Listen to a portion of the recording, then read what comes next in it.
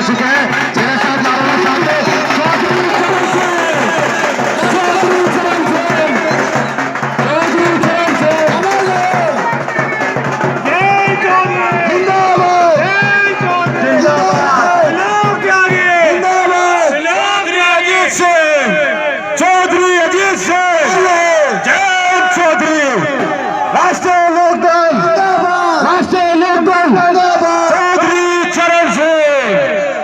किसान एकता। मैं सभी से निवेदन करना चाहता हूं सम्मानित साथियों कि जो भी लोग हमारे साथ में आए सम्मानित मुख्य अतिथि के वो अपना अपना नीचे स्थान ग्रहण कर ले। सम्मानित साथियों, ये मैं निवेदन करना चाहता हूं जिस घड़ी का आपको इंतजार था, इस भाईचारा सम्मेलन के मुख्य अतिथि आदरणीय त्रिलोक त्यागी जी हम लोगों के बीच में पहुंच चुके हैं। उनके साथ साथ राष्ट्रीय लोकदल के सम्मानित जिला अध्यक्ष बड़े भाई मतलब गौड़ साहब भी हम लोगों के बीच में पहुंच चुके हैं। उन्हीं के साथ साथ बुजुर्गों, नौजवान दोस्तों, मैं ये बात समझता हूँ कि मीटिंग बहुत देर से चल रही है और हमारे कुछ दोस्तों ने आपके साथ न्याय किया, कुछ ने अन्याय भी किया। मीटिंग ज़्यादा लंबे समय तक चलने पे थोड़ा दिक्कत होती है। मैं थोड़े समय में अपनी बात रखूँगा। दोस्तों, मैं अपनी बात को शुरू करने से पहले अपने पूर्व वक्ताओं के भाषणों से जोड़ते हुए आपके सामने एक निवेदन करने आया हूँ। ये लोकदल जिसका जिक्र यहाँ हो रहा है, आप लोगों को जानकारी होगी कि लोकदल का निर्माण चौधरी चरण सिंह जी ने किया था। लोकदल को चौधरी चरण सिंह जी ने जयंत चौधरी या त्रिलोक त्यागी के लिए नहीं बनाया। लोकदल को चौधरी चरण सिंह जी ने गांव, गरीब, किसान, मुसलमान, महिलाएं जिनके साथ अनाचार हो रहा था इस देश में, उनके लिए लोकदल की स्थापना की थी। ये दल चौधरी चरण सिंह जी के द्वारा बनाया हुआ दल है और मैं आपके सामने निवेदन कर रहा हूं। सन 74 में भारतीय लोकदल बना, BLD जिसका नाम था। जो लोकदल आज चल रहा है, चौधरी चरण सिंह जी ने, उनकी स्टेज पर बीजू पटनायक थे, कर्पूरी ठाकुर थे, बलराज मधोक जनसंघ छोड़ चुके थे, 7 पार्टियों का, पीलू मोदी थे, राजनारायण जी थे। 7 पार्टियों ने तय किया कि हम मिलकर एक पार्टी बनाएंगे देश में इंदिरा गांधी से लड़ने के लिए। और सबने मेरे नेता, मुझे फख्र है कि मैंने राजनीति चौधरी चरण सिंह जी के कदमों में सीखी थी, उनके चरणों में सीखी थी। चौधरी चरण सिंह को लोकदल का अध्यक्ष चुना। ये सन 74 में मावलंकर हॉल में प्रोग्राम हुआ और मुझे सौभाग्य प्राप्त था। मैं छात्र नेता था मेरठ यूनिवर्सिटी में, मैं उस दर्शकों में था जहां आप लोग बैठे हो। मैंने उनका भाषण सुना। चौधरी चरण सिंह जी ने कहा था कि ये लोकदल मैं उनके लिए बना रहा हूं जिनकी कोई लड़ाई नहीं लड़ रहा। इसलिए मित्रों, मैं कहना चाहता हूं आपसे कि लोकदल पार्टी जब कमजोर लोकदल हो जाएगा तो आप गांव में, शहर में, थाने में, तहसील में कमजोर हो जाओगे। लोकदल को कमजोर मत होने देना। लोकदल चौधरी चरण सिंह के सिद्धांतों पर चलने वाली पार्टी है। चाहे हमारे राष्ट्रीय अध्यक्ष जयंत चौधरी हों, चाहे हमारे अशफाक भाई और राजकुमार त्यागी जी हों। लोकदल में राजकुमार त्यागी आज ज्वाइन करें तो राजकुमार त्यागी जी ने चौधरी चरण सिंह की नीतियों में आस्था रखकर लोकदल में प्रवेश किया है। लोकदल में जो भी नेता होगा वो चौधरी चरण सिंह की नीतियों को मानेगा, चाहे वो त्रिलोक त्यागी हो, चाहे राहुल देव हो। मैं इस बात का इसलिए जिक्र कर रहा हूं कि हमारा नेता शानदार था, उसकी नीति शानदार थी, हमारा इतिहास शानदार था। तो हम लोगों को कहीं शर्माने झुकने की जरूरत नहीं है। आज चौधरी चरण सिंह की विरासत को जयंत चौधरी लेकर आगे चल रहे हैं। मैं जयंत चौधरी की तारीफ में हमारे नेताओं ने बहुत बात की है, पर एक बात कहना चाहता हूं आपसे कि जितने नौजवान भारत की राजनीति में हैं, चौधरी चरण सिंह की विरासत का वारिस जयंत चौधरी सबसे भला और शानदार और जानदार नौजवान है। ये मैं आपके बीच में कहना चाहता हूं और ये बात मैं इसलिए कह रहा हूं, ये बात मैं होश हवास में कह रहा हूं। मैंने 10 साल चौधरी चरण सिंह जी के चरणों में काम किया। उन्होंने मुझे उत्तर प्रदेश युवा लोकदल का अध्यक्ष बनाया, MLA भी लड़ाया। चौधरी चरण सिंह जी ने मुलायम सिंह जी को पार्टी का अध्यक्ष बनाया लखनऊ में, तो मुझे युवा लोकदल का अध्यक्ष बनाया। उन्होंने मेरा हाथ पकड़कर सन 80 में नेता बना दिया उधम सिंह जी। मैं तो उसी दिन से आज तक नेता बना हुआ हूँ। वो आशीर्वाद चौधरी चरण सिंह जी का था। चौधरी चरण सिंह के आशीर्वाद से मैं यहाँ खड़ा हूँ और इस बात को मैं इसलिए कह रहा हूँ कि जो राजनीति की गंगा बड़े बड़े महलों में कहती है, अशफाक भाई आपके यहाँ खां साहबों के यहाँ थी, हमारे यहाँ राजा महाराजाओं के यहाँ थी, बड़े बड़े लोगों की राजनीति कैद थी। चौधरी चरण सिंह जी ने उस राजनीति की गंगा को गांव की गलियों में उतारा और किसानों के लाखों हजारों नौजवानों का हाथ पकड़कर उनको नेता बनाने का काम किया। चाहे मुलायम सिंह हो, लालू यादव हो, नीतीश कुमार हो, देवीलाल जी को चौधरी चरण सिंह ने पहली दफा एमएलए बनाने का काम किया। ये भी मैं आपको जानकारी देना चाहता हूँ। चौधरी चरण सिंह जी ने इस राजनीति की गंगा को गांव में उतारा। इसलिए मैं आपसे निवेदन करना आया हूँ कि चौधरी चरण सिंह जी की बनाई पार्टी है, ये उनके सिद्धांतों की पार्टी है। अगर मैं उनका जिक्र करने लगूं उनके कामों का, यहाँ सोनू भाई बैठे हमारे बहुत छोटा भाई है और बहुत लोग यहाँ मौजूद हैं, किसानी से संबंधित हैं सब लोग। चौधरी चरण सिंह के काम अगर जिक्र करूं तो उन्होंने जमींदार के काम को किया, उन्होंने मंडी समिति का कानून बनाया, उन्होंने चकबंदी का कानून बनाया। और एक कानून उनका ऐसा था कि जब सन 67 में मुख्यमंत्री बने उससे पहले किसान की बुग्गी या ट्रैक्टर या बैलगाड़ी नहर की पटरी पर नहीं चलती थी। ये बुजुर्ग लोग जानते हैं, लड़कों को नहीं मालूम, चूंकि तो मोटरसाइकिलों पर ट्रैक्टरों में पैदा हुए हैं। चौधरी चरण सिंह जब मुख्यमंत्री बने तो उन्होंने ऑर्डर किया, अगर किसान की बुग्गी कहीं नहर की पटरी पर चली जाती थी तो उसका तमान कटता था और सहारनपुर के डाक बंगले में एक बाबू उसकी तारीख लगा देता था कि अगली तारीख 1 हफ्ते बाद तुम एटा में जाओगे। रात को किसान सपने में भी डरता था कि उसकी गाड़ी कहीं नहर की पटरी या ट्यूबवेल की पटरी पर ना चली जाए। भारत उत्तर प्रदेश के पहला मुख्यमंत्री जिसने पहला फैसला किया कि जहां साहब की जीप चलेगी वहीं मेरे किसान की बुग्गी चलेगी, तब आप नहरों पर चले हो, तब आप ट्यूबवेलों पर चले हो। बात छोटी जरूर लगती है ये अध्यक्ष जी, बात छोटी लगती है, पर यह किसान के सम्मान से जुड़ी हुई बात थी। देश के प्रधानमंत्री बने तो उन्होंने पूछा अपने कैबिनेट सचिव से कि 20% शहरियों के लिए, ये सर्दने वाले या दौराने वाले ये ना मान लें तुम शहर में रह रहे हो, तुम तो गांव से बुरी हालत में रह रहे हो, इसलिए शहर मत समझ लेना। शहर दिल्ली, नोएडा, गाजियाबाद, ये लखनऊ, ये शहर हैं। तो चौधरी चरण सिंह जी ने पूछा कि 20% शहरियों के लिए शहरी विकास मंत्रालय, 80% गांव वालों के लिए क्या? तो बाबू साहब बगल झांकने लगे, ऑर्डर किया कि जाओ ग्रामीण विकास मंत्रालय की फाइल तैयार करके लाओ। आजाद भारत का पहला प्रधानमंत्री जिसने आपको गांव वालों को ग्रामीण विकास मंत्रालय दिया और 50% पैसा खजाने का आप पर खर्च करने का आदेश जारी किया, वो थे चौधरी चरण। तो चौधरी चरण सिंह के कामों का मैं इसलिए जिक्र कर रहा हूं कि आपका इतिहास शानदार है, आपका नेता शानदार है। ये लोकदल उन्हीं के सिद्धांतों पर चलती है। इसका अध्यक्ष कोई भी हो सकता है, इसका महामंत्री आज त्रिलोक त्यागी, कल को कोई दूसरा हो सकता है, पर नीति चौधरी चरण सिंह की चलेंगी। जो लोकदल में प्रवेश करेगा, रहेगा, नेतागिरी करेगा, उसको चौधरी चरण सिंह के सिद्धांतों पर, उनके आचरण पर काम करना होगा, तब लोकदल का नेता बनेगा। ये भी मैं आपके सामने निवेदन करने आया हूँ। इसलिए मैं कहना चाहता हूँ कि हम लोग यहाँ इकट्ठे हुए, भाईचारे की बात मेरे से बहुत मित्रों ने की। राजकुमार जी ने तो मेरे पे कृपा कर दी, चूंकि इन्हें लगा कि लोग उठने लगे तो उन्होंने बहुत कम बोला, मैं तो उनको और ज़्यादा सुनना चाहता था। और हमारे सब साथियों ने बात रखी, भाईचारा कायम करना बहुत जरूरी है। आज जरूरत कपड़े की भी है, जरूरत रोटी की भी है, जरूरत रोजगार की भी है, पर सबसे ज़्यादा जरूरत जो आज समाज में है वो भाईचारे की है। चूंकि भाईचारा एक पार्टी ने खत्म कर दिया है। वो वोट की राजनीति धर्म के आधार पर करना चाहते हैं, जाति के आधार पर करना चाहते हैं। जयंत चौधरी ने कहा कि नहीं, हम लोकदल की राजनीति भाईचारे के आधार पर करेंगे, जिसकी शुरुआत चौधरी अजीत सिंह ने मुजफ्फरनगर से की थी। इसलिए मैं आपसे कहना हूं कि अगर भाईचारा कायम करना, भाईचारा चौधरी चरण सिंह जी ने कायम किया था।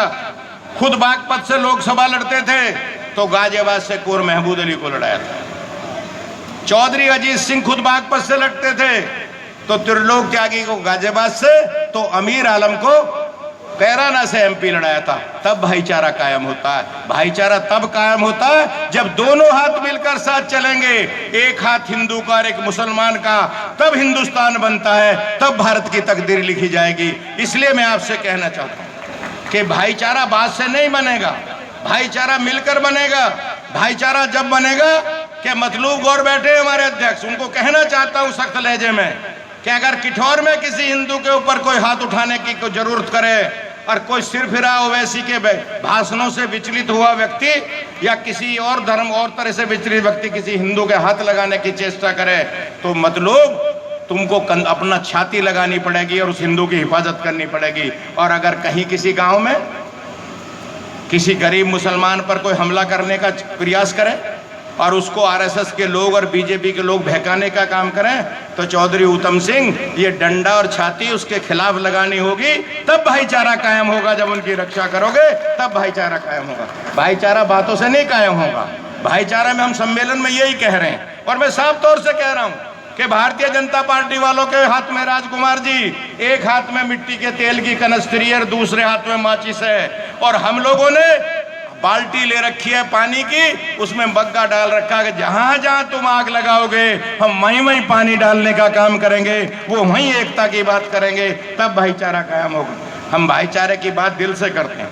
मैं आपके बीच में कह रहा हूं, हो सकता है सभा में मुसलमान कम हो हिंदू ज्यादा हो और मुसलमान ज्यादा हो हिंदू कम हो, मुझे परवाह नहीं। मैं 1 लाख हिंदुओं में भी ये सहजियत रखता हूं उधम सिंह जी कि अगर उनमें सबसे अच्छा एक मुसलमान है, सच्चा मुसलमान है, तो त्रिलोक त्यागी 1 लाख को छोड़ के पहले उसको गले लगाने का काम करेगा। ये चौधरी चरण सिंह जी ने हमें सिखाने का काम किया। चौधरी चरण सिंह जी ने हमें सिखाया था कि मनभेद मत करो, मतभेद करो और जो अच्छा इंसान है समाज का उसको गले लगाने का काम करो। भाईचारा तब कायम होगा। भाईचारे पे कितनी लंबी बात करोगे। सन 65 का युद्ध हुआ, बैठे राजकुमार जी, तो इनका गांव अब तो मेरठ के मालिक हैं, इन्होंने कई जगह मालिकियत हासिल की, हमारे रिश्तेदार भी हैं। इन्हीं के करीब के रहने वाले मेजर आसाराम त्यागी सन 65 के युद्ध में शहीद हुए पाकिस्तान के टैंक तोड़ते हुए। उन्हें बड़ी वाहवाही मिली चूंकि मेजर थे, पर मुसलमान माँ ने भी एक बेटा पैदा किया था वीर अब्दुल हमीद, जो केवल सार्जेंट था। उसने पाकिस्तान के टैंक तोड़े और हिंदुस्तान को जिताने का काम किया। तो भारतीय जनता पार्टी के लोग, उन्हें ये मालूम ही नहीं है कि इतिहास क्या है। आज देवबंद के इदारे को कहते कि आतंकवादी इदारा है, जो शिक्षा का इदारा है। देवबंद के जो हुसैन मदनी साहब थे, सबसे पहले जब गांधी जी भारत छोड़ो आंदोलन चला रहे थे, चौधरी चरण सिंह जेल काट रहे थे, पंडित नेहरू जेल काट रहे थे, तब हुसैन मदनी ने ऐलान किया देवबंद से कि मुसलमान किसानों इस सरकार का असहयोग करो, अंग्रेजों का इन्हें लगान देना बंद करो। सबसे पहले खिलाफत मूवमेंट की शुरुआत देवबंद के इदारे से हुई, जिसको भारतीय जनता पार्टी आज आतंकवादी इदारा घोषित करना चाहती है। ये सावधान रहने की जरूरत है, आपको सावधान रहने की जरूरत है। इसलिए मैं आपसे कह रहा हूं कि चुनाव के बीच में तरह तरह की बातें करेंगे, ये सब पर उंगली उठाने का काम करेंगे, सब पर निशाना लगाने का काम करेंगे। मुजफ्फरनगर के, आप मुजफ्फरनगर के रहने वाले हो चौ साहब, लियाकत अली जी चले गए थे ना जिन्ना साहब के साथ। मुजफ्फरनगर के लियाकत अली जी जिन्ना साहब के साथ चले गए, प्रधानमंत्री हुए पाकिस्तान के। और जब मतलूब गौड़ और अशफाक भाई अपने बाग, अपने बुजुर्गों की कब्रों के साथ हमारे साथ रह गए, तो भारतीय जनता पार्टी के लोग इन पर उंगली उठाएंगे। यहाँ का मुसलमान पाकिस्तान चला जाता तो प्रधानमंत्री बन जाता है, और इनको आप इंसान नहीं रहने दोगे, ये बकवास लोकदल नहीं चलने देगा। हम इसका खुल के मुकाबला करेंगे, हम इसका डटकर मुकाबला करेंगे। और मैं साफ कहना चाहता हूँ आपसे, जो भाई भाई को बांटेगा, जो भाई भाई में नफरत फैलाने का काम करेगा, जो मैं की राजनीति करेगा, मोदी जी मैं करोगे तो बकरी बन जाओगे। हम की संस्कृति लागू करो, हम की बात करो, और हम जब बनता है जब हम मिलकर रहेंगे। 5000 पारसी इस देश में रहते हैं बंबई में, उनमें भावा भी हुआ है, उसमें जनरल मानिक शाह भी हुए, मानिक साहब के फौज के बड़े जनरल हुए। 5000 लोग रहते हैं। पर मैं साफ तौर से आपके बीच में कहना चाहता हूँ, चाहे 125 करोड़ हिंदू हों, चाहे 20 करोड़ मुसलमान हो, आपकी बिना परवाह एक बात मैं करता हूँ कि जितना सम्मान मैं 125 करोड़ हिंदुओं का करता हूँ, उतना ही 5000 पारसियों का इस देश में करता हूँ। ये भी आपके सामने मैं कह रहा हूँ। हमारा संविधान है, इस संविधान ने सबे बराबर का हक दिया है, और ये सेकुलर संविधान है। ये महात्मा गांधी के प्रयासों से देश सेकुलर बना है। आज भारतीय जनता पार्टी के लोग एक प्रचार करते हैं कि गांधी ने देश को बांट दिया, मुसलमानों को पाकिस्तान जाना चाहिए। जब भी किसी नेता का मुंह खुलेगा भारतीय जनता पार्टी के का कि पाकिस्तान चले जाओ, अरे इन्हें पाकिस्तान जाना होता तो ये किठौर में क्यों अपने बागों में पानी लगाते? अशफाक भाई क्यों अमरोहा में अपने बागों में पानी लगाते? इन्होंने तो हिंदुस्तान को चुना।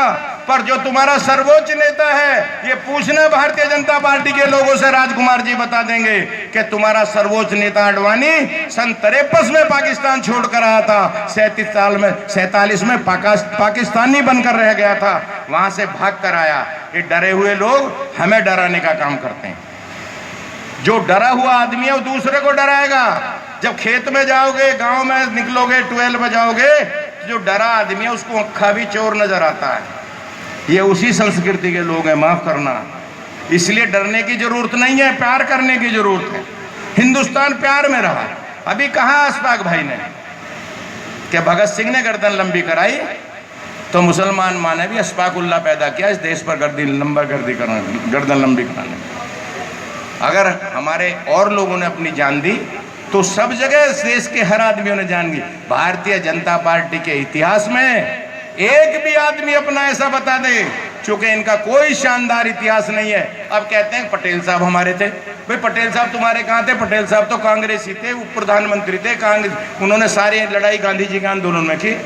तुम्हारा कोई शानदार इतिहास नहीं है, तुम्हारा कोई नेता नहीं है। तुमने अंग्रेजों के कहने से, जब अंग्रेजों ने कहा कि हिंदू आंदोलन में लग गया, बाल गंगाधर तिलक के कहने से, तो इन्होंने अंग्रेजों के कहने पर आरएसएस बनाया और हिंदुओं को इकट्ठा करने का काम किया। अंग्रेजों ने कहा कि तुम हिंदुओं को इकट्ठा करो, और मुसलमानों में एक इदारे को कहा कि तुम मुसलमान को इकट्ठा करो और आंदोलन से अलग हो जाओ। तब से आरएसएस ने हिंदुओं को आंदोलन से अलग करने का काम किया। ये अंग्रेजों के इशारे पे किया। मेरा आरोप है साफ तौर से कि एक भी आरएसएस का, भाजपा का नेता अगर जेल गया हो तो उसका नाम बता दे तो मैं उनके सामने झुक जाऊंगा। एक आदमी ने देश की आजादी के लिए लड़ाई नहीं की। और लाखों मुसलमान जेल में गांधी जी के साथ गए, अपनी गर्दन लंबी कराई, उन पर उंगली उठाने का काम करते हैं। इसलिए मैं चौधरी चरण सिंह का अनुयायी आपसे कहना चाहता हूं कि अगर कोई आप पर, उन पर उंगली उठाए, हाँ, अगर उनमें मतलूब भाई को सिर फिरा हो और ओवैसी की तरह का भाषण देगा तो फिर तो त्रिलोक त्यागी उस पर उंगली उठाएगा। मैं आपसे साफ तौर से कह रहा हूं। चूंकि भारतीय जनता पार्टी और ओवैसी की नूरा कुश्ती है, उसको समझ लेना। लालू यादव के लड़के के खिलाफ कूद गया था ओवैसी बिहार में, 5 सीट जीती और उस लड़के की 20 सीट हरा दी भारतीय जनता पार्टी, वहां से 12 सीट जीत गई। अगर सीमांचल में ओवैसी ना गया होता एक बड़ा जहाज लेकर, पैसे लेकर, तो आज भारतीय जनता पार्टी बिहार में मर गई होती। आज उत्तर प्रदेश में आते हैं तो जब पहला बयान ओवैसी का होता तो सबसे पहले कूदकर महाराज जी सामने आ जाते हैं। मतलब लड़ाई फिर महाराज जी की और ओवैसी की दिखाना चाहते हैं आपको कि जिससे ऊधम सिंह अशफाकुल्लाह से लड़ बैठे। अशफाक भाई, फिर यही प्लानिंग है इस प्रदेश में, इसलिए उससे सावधान रहने की जरूरत है। ना ओवैसी के बहकाए माना है और ना राजकुमार जी के पुराने दोस्तों में। तो चौधरी चरण सिंह के अनुयायी होकर खुद एकता का संदेश लेकर मैं कह रहा था इनसे, मैंने कहा जब आप बीजेपी में थे तो बड़ा हिंदू मुस्लिम झगड़ा हो रहा था, भाई आप इधर आ गए तो एकता शुरू हो गई। कृपा करके हमारा आशीर्वाद हमें बनाए रखना अपना, और हम एकता से हम लोग बैठे रहें। राजकुमार जी के आने पे हमारी एकता शुरू हो गई है। हम लोगों एक रहना है, हमको मिलके रहना है, और मिलके रहेंगे तो चौधरी चरण सिंह और महात्मा गांधी के सपनों का भारत बनेगा। कहा है अभी मैं आखिर बात कह के अपनी बात समाप्त कर रहा हूँ, जो 3 बजे खत्म करना था, 3 ही बजने वाले हैं। नहीं, थोड़ा और बोलूंगा। अशफाक भाई ने भी जिक्र किया, मैं राम को मानता हूं और राम को मुसलमान भी मानते हैं। राम को हमारा लड़का भी मानते हैं जो हमारे जिला अध्यक्ष है, ये भी मानते हैं, मेरा छोटा भाई। हजूर ने कहा, मोहम्मद साहब ने, कि दुनिया के हर खित्ते पर पैगंबर पैदा हुए हैं और जो दूसरे के पैगंबर की बुराई करेगा मेरा अनुयायी नहीं हो सकता। इसका मतलब वो इस्लाम का मानने वाला नहीं हो सकता। तो मुसलमान भी राम को मानेंगे। जब इस्लाम में सबसे पहले ये कहना है तो अशफाक भाई राम को कैसे नहीं मानेंगे? राम को मैं भी मानता हूं। और गांव के किसान, अरे रुको भाई, इसे रोको, कौन क्या कर रहा है? गांव के किसान हल शुरू करेंगे, लो राम का नाम, मकान की ईंट रखेंगे, लो राम का नाम। हमारे कण कण में राम बसा हुआ है। मैं राम को मानता हूं हमारे राम में और इनके राम में फर्क है। मेरा राम चौधरी चरण सिंह और गांधी का राम है कि ईश्वर अल्लाह तेरे नाम सबको सन्मति दे भगवान, वो राम का नाम है। और इनका राम लो राम का नाम और कर दो सामने वाले का काम। राम का नाम लेकर उनका काम करो, किसानों का काम करो, मुसलमानों का काम करो, नौजवानों का काम करो। वादा किया था ना मोदी जी ने कि 2 करोड़ नौकरी प्रत्येक साल दूंगा। ये बैठे हमारे युवा के अध्यक्ष, इनको इन सब लोगों को मालूम है, छात्रों के भी अध्यक्ष ने कहा था मोदी ने 2 करोड़ को। 7 साल हो गए, 14 करोड़ नौकरियां मिलनी चाहिए थी, 2 करोड़ भी नहीं मिली, 12 करोड़ को खा गए। और बड़े मियाँ तो बड़े मियाँ, छोटे मियाँ सुभान अल्लाह। मोदी जी के साथ साथ योगी जी ने कहा था 17 माह कि 5 लाख नौकरियां प्रत्येक साल दूंगा। अब बयान आया 1 महीने पहले कि मैंने 4.5 लाख नौकरियां दे दी हैं। तो 5 साल में बेटा 4.5 लाख दिए, इसका मतलब 20.5 लाख को तुम भी खा गए मोदी जी की तरह। 25 लाख मिलनी चाहिए थी ना 5 साल में, जो वादा किया था। कहा था गन्ने का पेमेंट 15 दिन में करूंगा, 10-12 हजार करोड़ रुपया भी बकाया पड़ा। तो मोदी जी आप भी झूठ बोल रहे हो, योगी जी आप भी यही काम कर रहे हो। और बीजेपी का जो असली माने है, जो अंग्रेजी पढ़े हुए लड़के हैं, बीजेपी का मतलब है बहुत झूठी पार्टी। इसका नामकरण करो कि बहुत झूठी पार्टी।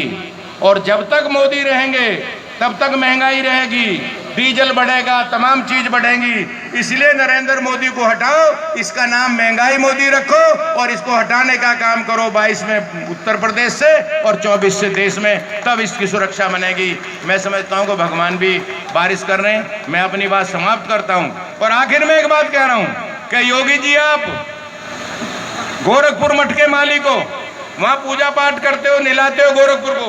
हम कह रहे हैं आप रामचंद्र जी का भी ठेका आप ही ले लो, आप रोज अयोध्या जा रहे हो, आप उसको भी निलाओ धुलाओ। हम वो भी जिम्मेदारी आपको दे रहे हैं, आप दोनों मठों की जिम्मेदारी लो, पर उत्तर प्रदेश को बख्श दो, हमें माफ कर दो, लखनऊ की गद्दी छोड़ दो, हम दोनों मठ आपको सौंपते हैं। बहुत बहुत शुक्रिया, मैं बहुत धन्यवाद करता हूँ राहुल देव का और रामयार गुर्जर जी का, इनके दोस्तों का, मतलूब अध्यक्ष, उनके सारे पदाधिकारियों का। वीडियो बहुत अच्छी है, लास्ट तक देखते रहे। बहुत बहुत धन्यवाद। अब अध्यक्ष जी अपना धन्यवाद करेंगे। बहुत बहुत धन्यवाद। कभी बारिश होती हुई बारिश शुरू हुई है। दोस्तों अगर वीडियो अच्छी लगी है तो वीडियो को लाइक करना, शेयर करना, चैनल को सब्सक्राइब करना। धन्यवाद दोस्तों।